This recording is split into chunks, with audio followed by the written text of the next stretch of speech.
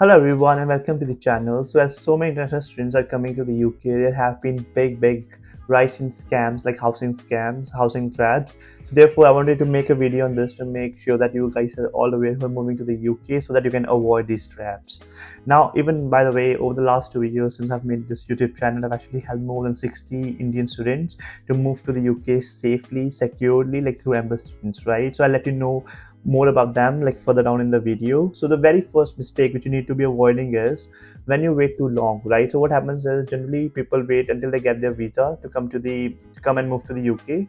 However, that approach is like really flawed, right? Because what happens is, and you don't have a lot of student accommodations which are available, and therefore you end up paying either a really big price, or you just like start booking an Airbnb and you just pay Airbnb money for another 1 month since you get an accommodation, right? So in this video, I'll let you know like what is the right time to book your accommodation.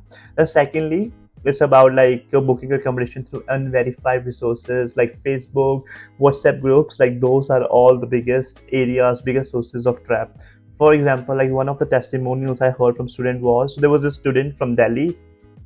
So she found a great deal through WhatsApp for £200 per week in London. So she was like, oh, well, London, the rents are usually high. I've got £200 per week. This sounds really good. And then she just paid a deposit from India because she looked at the pictures.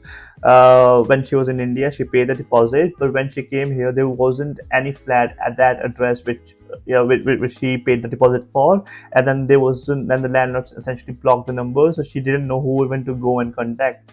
Then she had to book a hostel which costed her £80 every single night, which really accumulates to a lot of money. And for her to get a new house, a new flat, or new student accommodation in London took another 1 month. So she was paying that £80 per day throughout for 30 days, right? So what you should be looking for, if there's a legitimate landlord, what they'll be just asking you is for a 6 week security deposit plus the first month rent. So these are the two things which normally, if you are going for a flat, that's the things which people look for. If the landlord is asking anything more, then that's a red flag. Now, what are some of the rent costs and surprising bills which you should be aware about? Let's say if you're looking for a flat or an apartment, you're like, oh, student accommodation is very expensive, and that's how people really fall into scam, because they're like, oh, let me go and book a flat. So what happens with the flat scenario is, the London rents are about £350 to £500 per week. In Manchester, it's about £200 to £250 per week. In Sheffield, it's about £150 to £180 a week. But now, these are just the base rents. On top of this, there are add-on bills. For example, you have to pay the council tax, which is another £100 to £150 a month. Now, that's something which you don't have to pay as a student, but once you've graduated, that's when you have to pay that fee. Then as a gas bill, it's another £60 to £80 a month. Then you've got electricity, which is another £50 to £70 a month. Then you've got internet plus TV license, which is another £25 to £30, right? So when you look at the advertisement which just says £200 a week, you also need to count what are some of the add-on bills which you have to pay, which actually leads it to becoming a really big chunk of money which you need to go and pay. So therefore, these were all the bills and the costs which I wanted to make you aware about. Now, in terms of, you might be wondering, Jashan, what is the right time for me to go and book my accommodation? The right time is once you have, first of all, I always suggest which type of accommodation. So which type of accommodation should be booking? A student accommodation. That's like what I booked throughout my university. Forget about the first year of the university. Throughout my university, I booked a student accommodation. I'll tell you the reason in a minute. And I booked my student accommodation just after I got my CAS letter. So before my visa, once I've got my university confirmation that I've securely got a place in the university, and before applying for my visa, I booked my accommodation because I was getting so many good offers at that point, right? I was getting cashback offers, so therefore I booked my accommodation. I got my visa because there's a very unlikely chance that your visa will not be approved, right? Especially in the UK where it's a 99% success rate. So therefore, I got a very good deal and I moved to the UK. But a lot of students, what they do is they wait for the visa to arrive and then they book their accommodation because they want to make sure that they don't end up wasting their money if their visa gets rejected. So therefore, the platforms like Embassy Student, which I've partnered with, are super useful. So now you might be wondering what actually is Embassy Student. So Embassy Student is a platform, it's a marketplace of all the student accommodation. Let's say if you're coming to London, Glasgow, all you do is you go to their platform, you just put down London, and it'll show you all the accommodations which are available.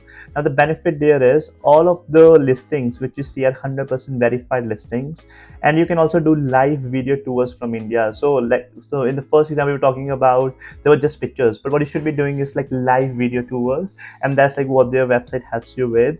Then you can filter by university and city. Let's say if you're coming to University of Strathclyde in Glasgow, where I went, you can just look for that university and show you all the accommodations which are available around that city. Then it includes all the bills automatically, right? You don't have to pay for that extra council tax, gas bills, water bills. You don't have to worry about any of those things. So any price which you see, it generally includes all the bills. And then you've got 24 by 7 support and dedicated team. I've been working them over the last 2 years, as I was mentioning, and their team is super active. They'll be able to help you out. Then you get free cancellation flexibility. Let's say if your visa is delayed or you change your mind and you want to, instead of this intake, you want to come to the next intake, they'll help you to accommodate for those changes, and they offer that flexibility. Then you can also pay the EMI. Since we talked about you have to pay the deposit, a lot of families and students might not have the deposit already ready. Therefore, they also have for you to pay that deposit in EMIs, right, through their platform. Then you get global student community. So once you move to this all of student accommodation, there are already so many Indian students, Nigerian students, Chinese students, international students, so that you get a bit more of a homely feeling as you move in. And they offer up to £500 in discount, right? So basically, once you move here, you need to book your sim, your bank card, you need to have a forex account, you need to have a airport pickup. So all of the services are provided by them, and at a very discounted rate, so that you save your extra money, and you can save up to £500 if you book your accommodation through them. So therefore, even I've mentioned my link in the description of this video. You can go and click that link and book your accommodation.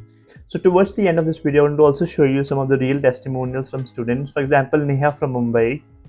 So she found a £190 per week, all bills included, studio near University College London in December 2023. She paid a 30,000 rupees deposit via the EMI, which I talked about. And then her UK visa got delayed by 4 weeks. As a next step, she was able to actually cancel the booking which she did without any penalty. Then she was also able to rebook the same flat in June of 2024 when she came here for September move-in time and September intake, right? So again, like good example of Amber students. So like Neha, they are actually able to help lakhs of students like who are actually coming to the UK. So therefore, I highly suggest you to go and book your accommodation through Amber Students so that you are secure and you don't fall in any of the housing traps which I was just mentioning in the start of the video, and you're 100% aware. And good luck as you're moving to the UK. Make sure to like and subscribe the video if it was valuable. Thank you.